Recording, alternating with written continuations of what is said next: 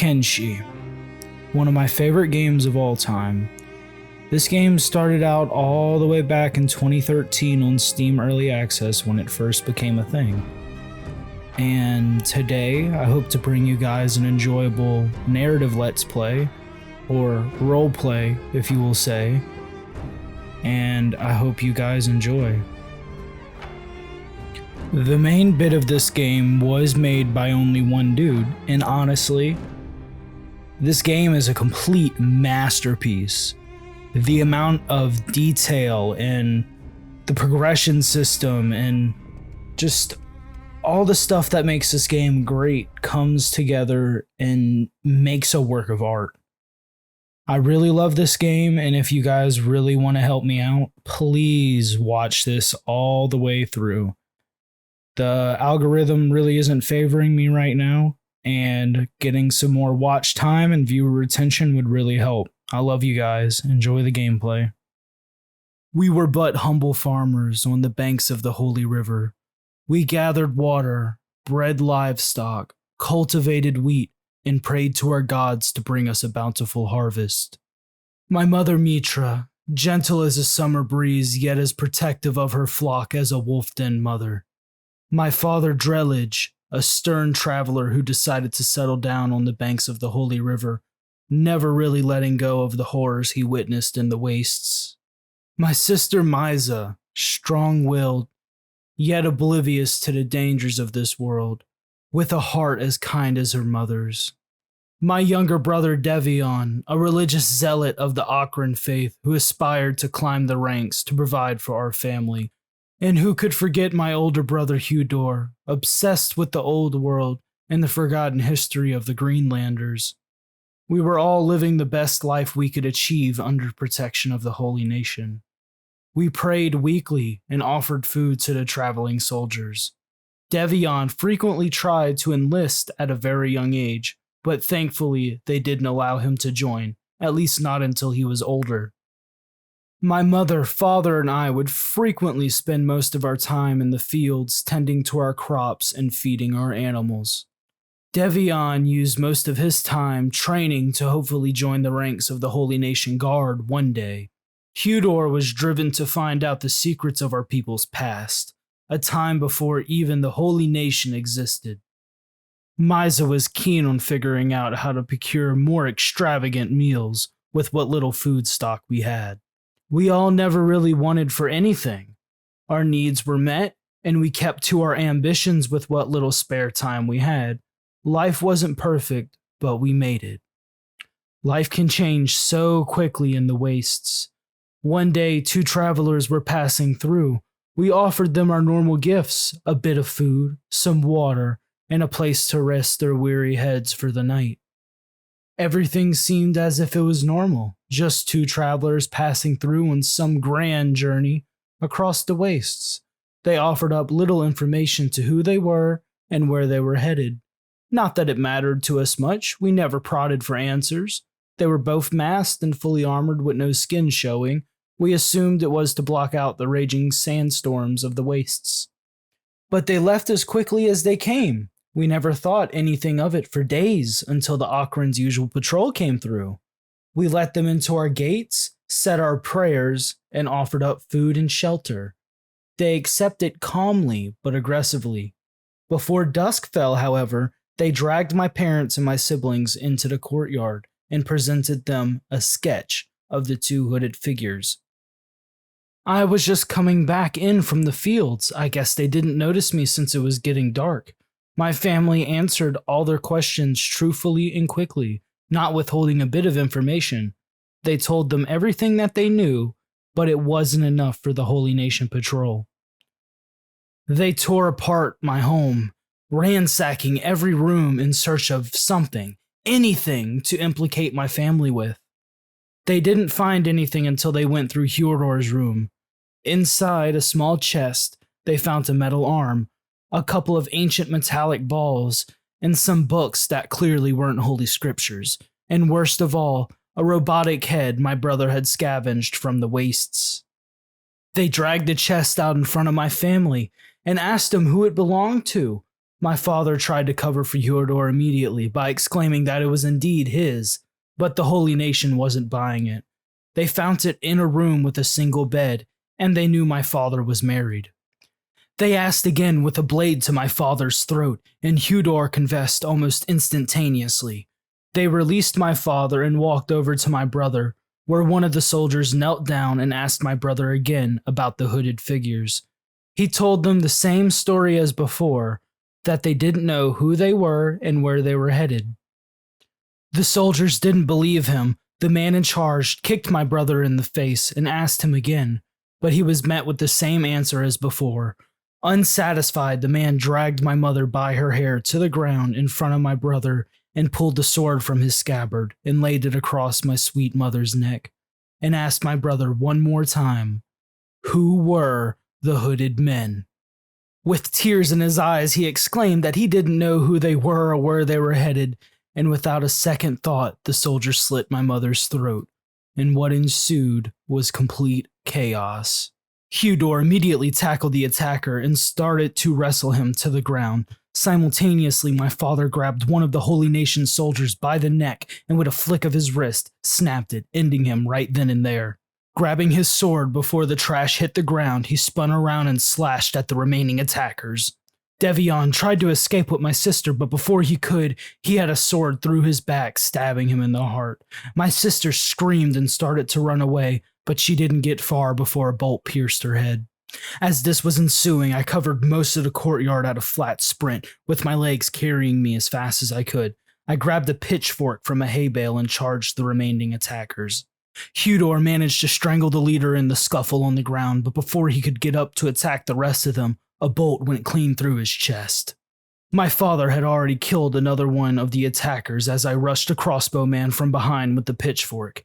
He had already reloaded and sent a bolt straight into my father's right shoulder. I quickly stabbed the archer through the neck with the pitchfork, pinning him to the ground. And in that moment, I saw my father decapitate one of the soldiers with a lightning-fast swipe from the reclaimed sword. The final attacker slashed at my weakened father, landing 2 blows across his stomach and the chest. In a fit of rage, I charged him as fast as I could, screaming the whole way. All he could do was turn around in horror as my pitchforks went through his eyes, killing him instantly. My father laid slumped against the wall, coughing heavily. I quickly ran to his side, trying to stop his insides from spilling out, trying so desperately to cling on to the last family I had. And in that moment, he grabbed me by my shirt, looked me in the eyes, and said weakly to run. I choked out, "I can't, Dad. You're all I have left," and he weakly said to run before the rest of the soldiers come looking for their missing patrol. We made eye contact for a couple seconds more, and before I could say anything else, it hit me that he had died. I screamed "Dad" and shook him, but his eyes just stayed open, motionless. I grabbed all the bread and the dry meat I could carry and started running south as I looked back at my former homestead. I shed a tear as I realized I would never get the chance to bury my family, and that the Holy Nation would soon burn what was left of my childhood home to the ground. And in that critical moment, I swore vengeance and renounced my faith as a servant of Akron. And here we are, a servant of Akron no more. We start out in the hub. Nothing too special. The place has been pretty ransacked. We made our way here from the Holy Lands, as the Akronites call it. Nothing too holy about that place anymore. We're going to start out by mining some iron and hopefully making enough to feed ourselves for a couple days. If you guys have stuck around this far into the video, I really thank you, and consider hitting that like button and subscribe button. It lets me know that you guys want to see more of this. Right now, Danvos is confused, alone, with nobody really here to help him. All he knows is to labor and hopefully make a couple scraps off of it. Nothing too serious. He doesn't even have a companion. He ran out of food on his way here, so he can't really get any lower than this right now. We're going to get some iron going. We're going to run over to the trader after we get a good bit of it and sell it. hopefully making a decent enough profit.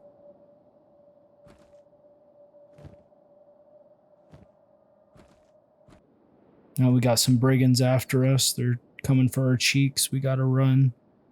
We are not yet equipped to take on these guys. Let's see here.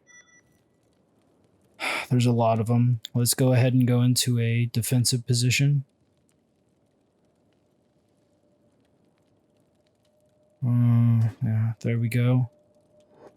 Or actually, no, we should run inside the bar. Should be able to get some help in there.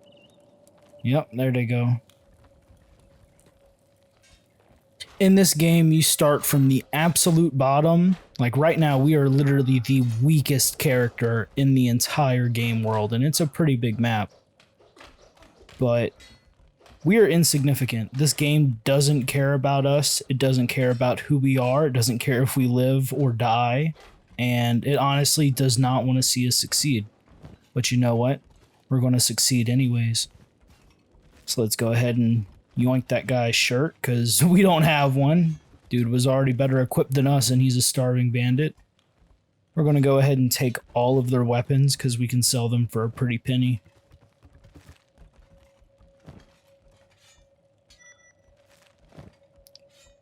Right now, our character is probably scared shitless through his mind. He's lost everybody he's ever known, and he quite literally has nothing, and it's up to him to make something for himself. He has no whims killing anybody, and we're just gonna beat the shit out of this dude. Get a little bit of combat experience from it. This guy. Oh, that guy fucking bounced. The physics are a bit wonky in this game.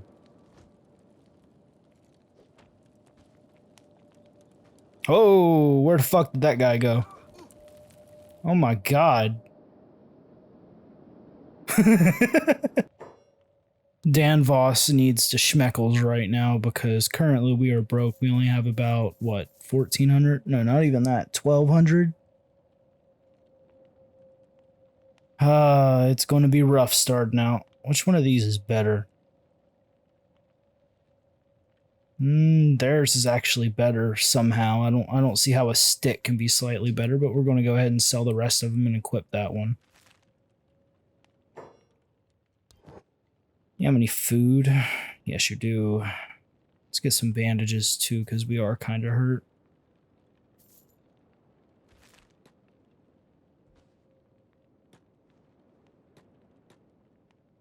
This game does have a limb-based damage system, so if you get smacked in your right arm, you get smacked in your right arm essentially, and you can lose body parts and everything like that. Just don't want to bleed out, otherwise that's game over if you only got one character. I've been hearing rumors from traders about a town to our north controlled by a people called the Shek. We should check it out. We need to get moving towards Squin. They should have better materials, or so the traders say. It's a more developed city. At least I hope it is. It can't be as underdeveloped as this place. This place looks like it had a massive war fought over it. Now there's nothing left. Danvos has never seen the Shek people before.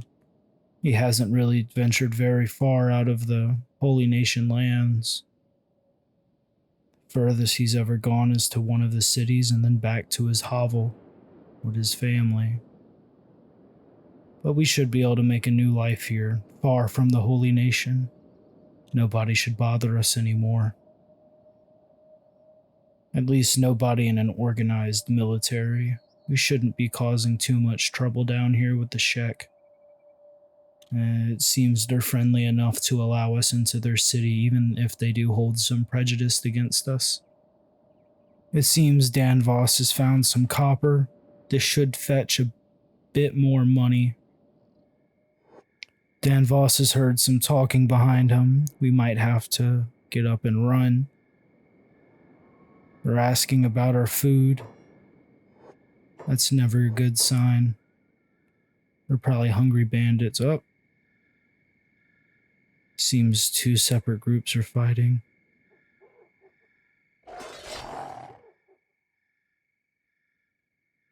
It looked like some slavers and some bandits fighting. I should be able to go back and get some more copper.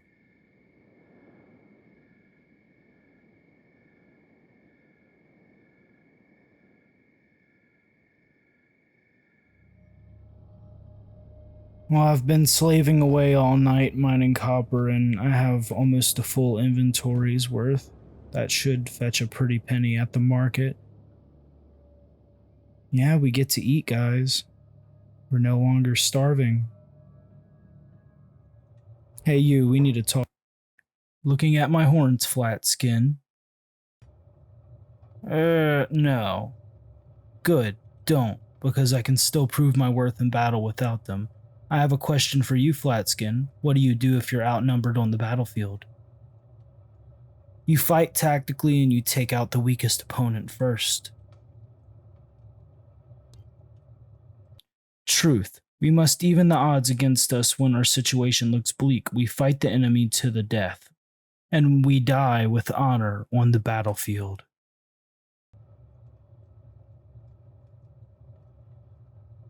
But I didn't die. I awoke surrounded by death, but still alive. They labeled me a deserter and cut my horns on my return.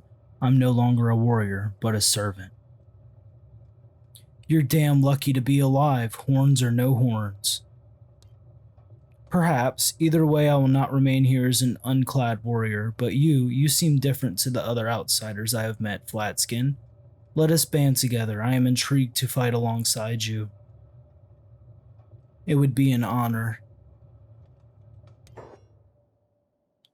So, we just got our first companion, Ruka. Huh. Well, time to go slaving away. We need to go get some iron, Ruka. Or not iron, copper. And once we make that, we can get ourselves some morsels. Let's go ahead and sell what we got. I hope you give us a reasonable price and don't be racist towards us for being a flat skin.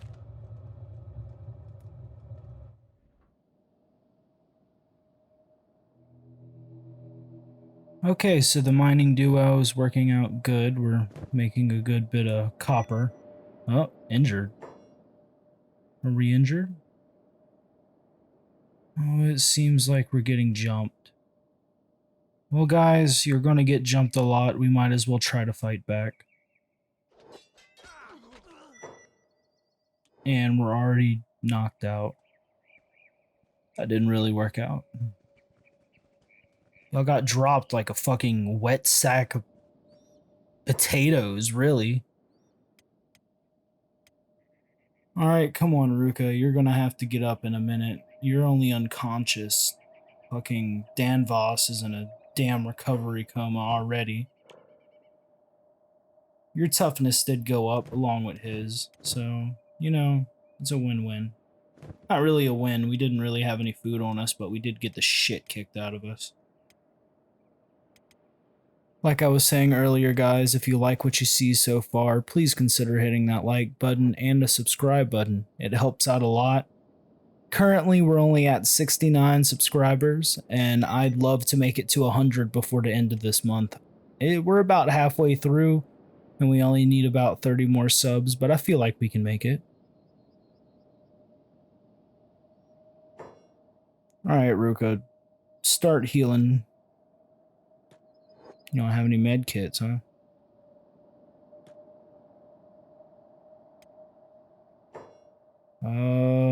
What are the controls again? I think we hold down right click. No, we just press it.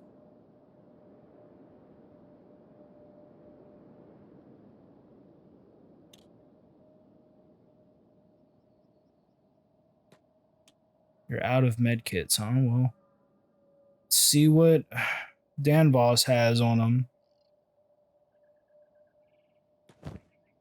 Yeah, he still has a couple. Let's get one of them. You heal up Danvos. He's pretty fucked up, for lack of a better term. Dude, you really did get dropped like you were nothing. Like, I think you got hit twice and you were already out. And now we can't carry you back to base or back into Squin because you have a messed up arm, huh, Ruka?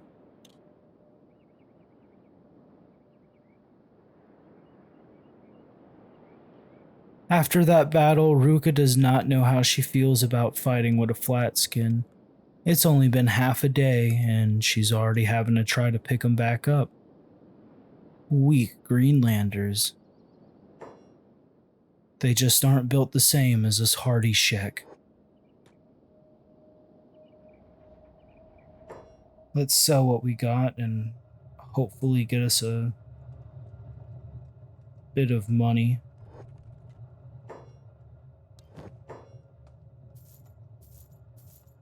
Alright, that's about 10k. Holy crap, we might be able to buy our first house. I'm sure Ruka's excited just to become a landowner.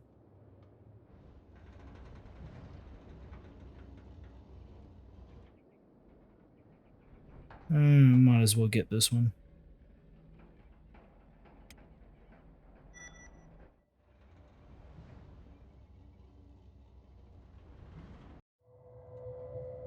Well, it's been one adventure so far. Danvos has gotten his first companion in Ruka, and maybe his first little semblance of family, since he lost his to the Holy Nation. In the back of his mind, he still has a burning passion to go after the Holy Nation, but right now, he's just too weak. He might have to establish something beforehand, maybe a trade empire, maybe a mining company. Who knows what he has in store for us. If you guys made it this far into the episode, please consider giving a like and subscribe. Hit that bell notification, and I should have another episode of this out tomorrow. It's a lot easier to edit than my other Mimi videos. And honestly, I think I like the story we have going so far. Again, I love you guys. Any comments or likes or criticisms or anything like that are welcome. And y'all have a wonderful day.